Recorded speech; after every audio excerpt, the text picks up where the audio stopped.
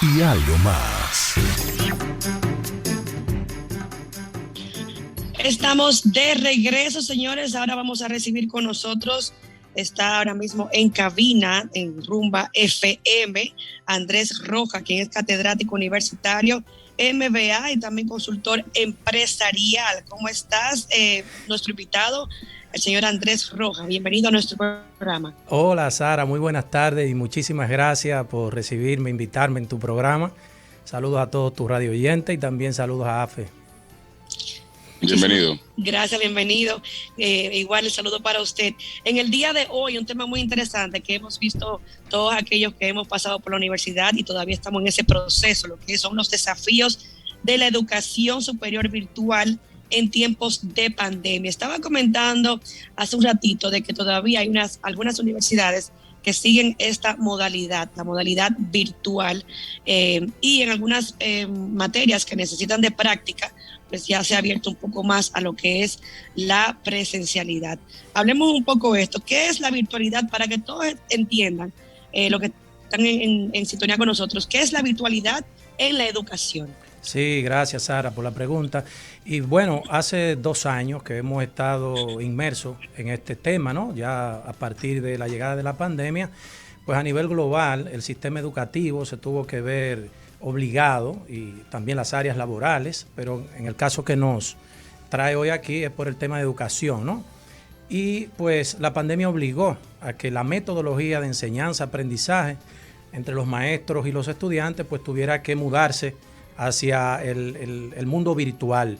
Y bueno, durante 2 años pues hemos estado oyendo ese término, ¿no? Las clases virtuales, los niños, la presencialidad, regreso a la escuela, las universidades.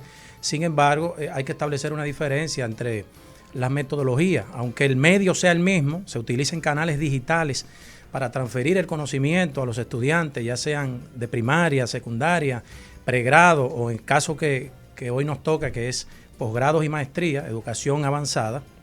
Entonces no es más que la dinámica que se desarrolla en ese proceso de enseñanza-aprendizaje entre los maestros y los estudiantes. Sin embargo, eso tiene una característica y es que se utiliza un medio, un canal digital donde el conocimiento, donde los materiales que se imparten, las presentaciones que se comparten, los debates, las discusiones que se llevan en el aula, se hacen a través de un canal virtual, es decir, una plataforma que descansa en la tecnología de la Internet. Básicamente ese es el concepto a lo que se refiere la virtualidad dentro del mundo de la educación. Profesor, una pregunta que también me llama bastante a mí la atención es, ¿la virtualidad tiene algún beneficio? ¿Tiene alguna desventaja? La virtualidad per se en cuanto a la enseñanza a distancia, ¿es factible? Indiscutiblemente, AFE, sí. Claro, como dije en otro medio hace unos días, no todo es absolutamente bueno ni absolutamente malo. Todo tiene sus ventajas y sus desventajas. Pero en el caso de la metodología de educación virtual, claro que sí, tiene ventajas y de inmediato yo pudiera mencionar 3.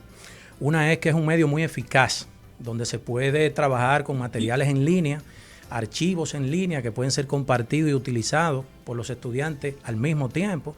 No se trabaja con materiales físicos, sino con materiales virtuales. Los debates, sin importar el lugar, la distancia, la ubicación donde esté el estudiante, puede estar conectado y participar de los debates. Y otra ventaja es la accesibilidad, ¿verdad? Que no hay una barrera espacio-tiempo. Es decir, el estudiante no tiene que estar en un lugar físico obligatoriamente para poder participar, y ni siquiera en un horario físico determinado, porque si por alguna razón o causa de fuerza mayor no pueda participar en la hora de la clase, bueno, las clases pueden ser grabadas y el estudiante puede utilizar el material luego para consultar y para que se actualice sobre los temas que se discutieron. En el campo, en el plano físico, eso es difícil porque hay que contactar a otro compañero que haya estado en clase, consiga el material y me lo pase y yo lo pueda copiar. Y otra ventaja también es un asunto de costo. Es costo efectivo el método virtual, dado que el estudiante no tiene que trasladarse físicamente de un lugar a otro, es decir, de la casa o del trabajo a la universidad, a una planta física. Y eso conlleva que hay que usar un vehículo, combustible, los tapones, el tráfico que está muy congestionado en nuestra ciudad, y otros costos, otros gastos colaterales que se suman cuando el estudiante tiene que trasladarse hacia el aula física. Es decir, que viéndolo desde ese punto de vista, claro que sí, tiene ventajas y ahí pudimos enumerar 3, que es la eficacia del método para usarlo. Se puede llegar, el alcance es mayor, porque en un aula física, básicamente en estos niveles de posgrado y maestría, no más de 25 estudiantes por aula. Pero en un aula virtual pueden estar 100, 200. Igual para la universidad es una ventaja. Puede matricular, puede ampliar el universo de matriculados para dar más oportunidades a estudiantes que están aspirando a este tipo de niveles de altos. Sí, eso esa era parte de la duda. O sea que prácticamente al la virtualidad llegar a cualquier rincón, cualquier persona puede estar matriculado en una universidad y al mismo tiempo se estuviera ahorrando el tema, porque conozco muchas personas que viajaban desde el interior y que a veces dormían en la parada de la guagua, se iban en la noche a montarse en la guagua para irse, llegaban de madrugada, venían de un día para otro a casa de un tío. Prácticamente la virtualidad pudiera, haciendo o sea, ya obviando este esfuerzo y estar fuera de lo que es tener que hacer, como valga la redundancia, hacer este esfuerzo, usted puede ser un profesional igual o mejor que el que está en el aula. Esa es la pregunta clave, yo creo, de la conversación, Afe, porque lo que se está discutiendo en el plano académico es si la calidad de los egresados de esta generación virtual tendrán los mismos niveles de desempeño que se espera, ¿no?, de un estudiante de altos niveles. Y es básicamente por la metodología. Hablábamos de las ventajas un momentito, antes de que tú plantearas esta pregunta sobre la calidad de la educación o del aprendizaje a través del método virtual. Y antes te la voy a contestar indirectamente con las desventajas. Y una es que la conectividad es un problema. Es decir, que muchas veces el estudiante no tiene acceso a una buena red de internet que le permita mantenerse conectado durante las clases, que son clases de 4 y 5 horas. Muchos estudiantes de escasos recursos no poseen los hardwares, los equipos, las plataformas, los celulares inteligentes, las laptops, las PC, un televisor inteligente donde puedan conectar la pantalla y ver las clases, escucharlas. Algunos en su casa ni tienen internet. Todavía en República Dominicana, como un país en vía de desarrollo, hay mucho espacio para la conectividad. Muchos hogares no tienen conexión a internet y algunos estudiantes acceden a estos niveles de estudio vía becas, es decir, que no tienen muchos recursos tecnológicos para poderse conectar. Entonces, otras de las desventajas que hace mermar la calidad también de este tipo de metodología hasta el momento en países como el nuestro es que muchos maestros no se han capacitado lo suficiente para impartir docencia a nivel virtual. Muchos maestros aún no dominan las herramientas para que pueda mantenerse la dinámica de la clase, se pueda mantener el ritmo de la docencia, de los debates, de la presentación y de los materiales.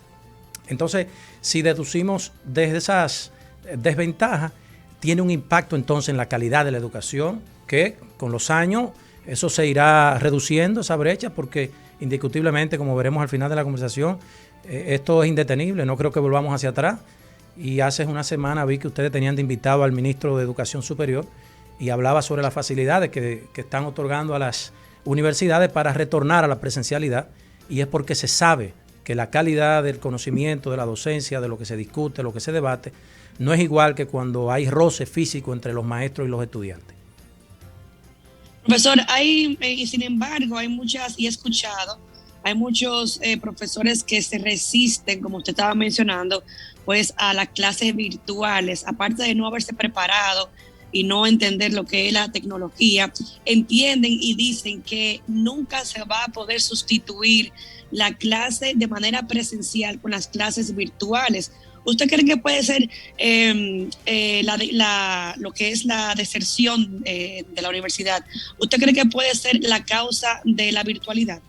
Excelente el razonamiento, Sara. Y fíjate, hace unos días veía precisamente al presidente del MIT, el Massachusetts Institute of Technology, en Boston, que es la universidad más prestigiosa del mundo, y el presidente de la FIU, que es la Universidad de la Florida, donde se debatía precisamente las perspectivas a futuro de la educación virtual y los métodos. Y lo que tú estás planteando sobre algunas carreras donde la virtualidad no es factible, porque hay carreras que necesitan prácticas, laboratorios, como la medicina, la ingeniería, la arquitectura, la mecánica, la ingeniería industrial, un sinnúmero de carreras que con el soporte virtual no es suficiente. El estudiante debe ir al campo, debe ir a investigar, debe ir físico, presencial, a hacer prácticas y laboratorio. Entonces, lo que se está viendo a futuro es que sea un híbrido de estos dos métodos, el presencial y el virtual, porque indiscutiblemente el mundo ya dio el paso, y una vez que la humanidad ha dado el paso a un cambio, a una nueva tecnología, a una nueva forma de hacer las cosas, lo que hace es que va a tomar un tiempo el proceso en perfeccionarse, en mejorarse, hasta que nos adaptamos totalmente, pero ya no volveremos atrás. Es decir, que debemos estar claros que la educación va a continuar con un modelo híbrido de presencialidad y virtualidad. Entonces, los profesores, como todo humano, que hay una parte de los seres humanos que regularmente cuando nos enfrentamos a cambios en cualquier aspecto de la vida, pues siempre hay una parte que se resiste, hay una parte que es proactiva al cambio y hay otra parte, bueno, que es llevadera, que se deja llevar. Entonces yo lo que creo es que el que no se adapte, el que no esté dispuesto, el que no tenga la mente abierta para asimilar estos cambios, bueno, quedará fuera del sistema, lamentablemente. Profesor, entonces usted entiende que ya lo que son las clases virtuales, luego de esta pandemia, serán permanentes en algunas universidades. Pueden un estudiante pedir que entiende que puede hacerlo de manera virtual, porque hay muchas personas que la virtualidad le aprovecha, hay otras que no, y hay otras que la presencialidad no la aprovecha tanto como la virtualidad. Entonces, la virtualidad sería una opción de estudio ya post pandemia. Eso es correcto, Afe. Hay carreras, como dije, que sí van a poder beneficiarse totalmente. De hecho, hay países donde hay carreras completamente virtuales, que no necesariamente tengan que tener prácticas físicas, presenciales, que el estudiante tenga que hacer laboratorios, sino que son carreras que están basadas mucho en teorías. Por ejemplo, el derecho, el marketing, la publicidad, un sinnúmero de carreras que pueden utilizar la virtualidad como plataforma y no afecte la calidad del conocimiento y la calidad de los egresados de esas carreras. De hecho, muchos países, Estados Unidos, Europa y muchas universidades imparten carreras totalmente virtual y el estudiante solo tiene que presentarse cuando va a exponer su tesis para obtener el título de la carrera de la que se va a graduar. Entonces, sí, va a continuar efectivamente y habrá carreras a las que tendrá que aplicársele un combinado, un híbrido de los dos sistemas y otras que totalmente serán virtuales. Como tú dices, gente que eso es una salvación para ellos porque de otra manera quizás no pudieran tener acceso a una carrera de alto grado, de posgrado, de maestría, inclusive ni de grado, ¿no? Porque los adultos, también quiero hacer énfasis en esto, los adultos aprendemos diferente a los niños. Por eso la metodología de los adultos es la andragogía y la de los niños es la pedagogía. Los adultos tenemos metodologías distintas para aprender. Necesitamos socializar, necesitamos roce con los compañeros, necesitamos trabajar en equipo. Entonces la virtualidad les resta a ese tipo de actividad. Y se me pasó responder a Sara hace un momento cuando hablaba de que si podía hacer esto un índice de la alta o una tasa de deserción. Correcto. Sí, de hecho, hay alumnos que han desertado porque no son muy friendly con la tecnología, no se sienten cómodos, la tecnología no es muy amigable para ellos y entonces están a la espera de que se vuelva a las aulas presenciales para retomar los programas académicos. Bueno, profesor, de verdad que ha sido un tema bastante interesante para toda nuestra audiencia. Les agradecemos nosotros desde aquí su presencia en el programa nuestro para orientar mejor a la población en cuanto a lo que es las clases y los desafíos de la educación virtual en nuestro país. Así que muchísimas gracias, profesor, por acompañarnos. Gracias a ustedes, Sara y Afe. Muchísimas gracias. Estuvo el profesor Andrés Rojas, quien es catedrático universitario, consultor empresarial y también MBA. Nosotros hacemos una brevísima pausa.